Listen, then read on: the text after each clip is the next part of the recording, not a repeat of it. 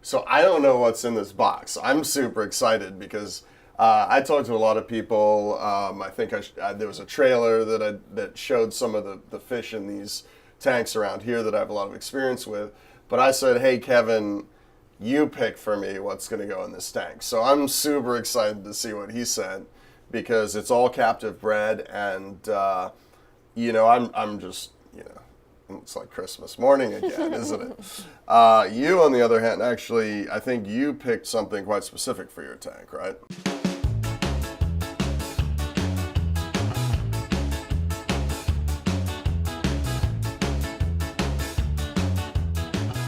Oh my God. Hi, I'm Kelsey. Hold on. All right, we have to be Okay, done all by right, lunch. let's do this.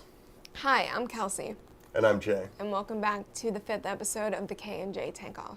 In this episode, we've been leading up to it. We're going to talk about the fish. We've started adding fish into the tanks. Yeah. And then once everything's kind of established, we'll do a little coral early on, but then we'll look at potentially putting hard coral in. So, Yeah. So what we're doing here is we've put some fish in early on in my tank. We grabbed one of the chromis from our local fish store, threw that in there, and your first fish was actually this clownfish. Yep, I brought him from my Nano tank at home. He was getting beat up. So he's our local rescue here at Ecotech. We can't remember what we named him, but we'd like you guys to. So the best name that you leave in the comments below, we'll pick, and you'll be able to get an Ecotech shirt. I'm so excited. I know, this whole show you've been like, really, we have to do another retake? Like, I want to get in this box and I see just what's in want here. to open it. Right, so what do we got in here? So we got some zoanthids. So most of these are all, oh, I don't know what this is. It looks like maybe a green leather. Something cool. Yeah. Interesting to see that. So most of these are captive. Well, I shouldn't say most. I think pretty much all of everything you sent us will be. It'll be originally from Palau, raised there at their facility. Awesome mushrooms. We have a goby of some sort. Ooh, we got a clam. Another clam. Awesome. So clams are filter feeders, so hopefully that will help keep my water clean. We have some more zoanthids. Yeah, I mean, we got to get these guys acclimated, dip them, obviously, Yep. as appropriate. Everything certainly came in very healthy looking, so I'm very excited to see this stuff in the tank. All right, let's get going.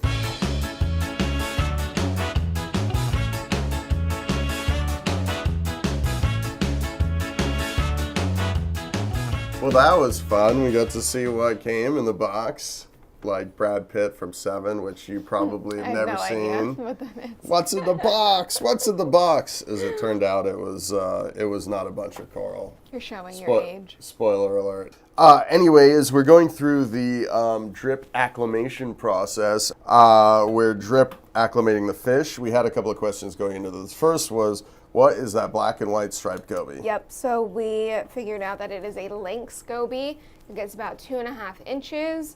It loves sand beds. It'll help aerate it, so that'll definitely be going into my tank. And then that led us to our second question, which was we have these 4 Rainford gobies. Clearly there's 2 pairs. So we noticed out of the 4 that 2 had spots on their dorsal fin, so we assumed they were either male or the females, but we just went to the internet to confirm that, and we found out the ones with spots are in fact males.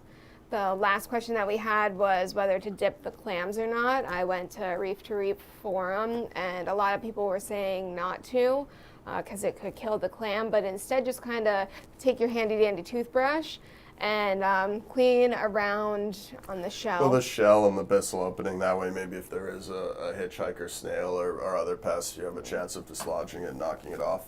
So that's what we're going to do with that. So another thing to be cautious of when you are acclimating is that when water is coming out, you want to add salt water back in. It's very easy to just let your auto top-offs fill it back up when you're drip acclimating, but you do want to make sure that you're adding in salt so that you don't mess up the salinity levels. That's a very good point. Thank you. I had a little 5-gallon jug of salt water ready to go. Well, we've waited the allocated time, and I'm super excited to Let's get add these them in. Yeah, let's do this. Make sure you take this out before you take off the lid. That is a female.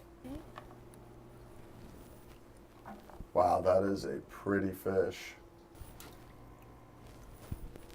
Everybody's getting to know each other in there right now. That's really cool.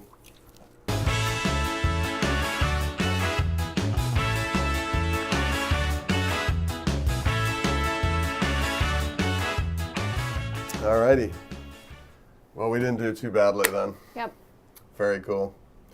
All right, guys, thanks a lot. Until next week or 3 weeks from now or 4 months from now when we can shoot the next episode. Shouldn't be too long. I'm kind of excited to do regular updates now that we're up and running because now the fun part starts.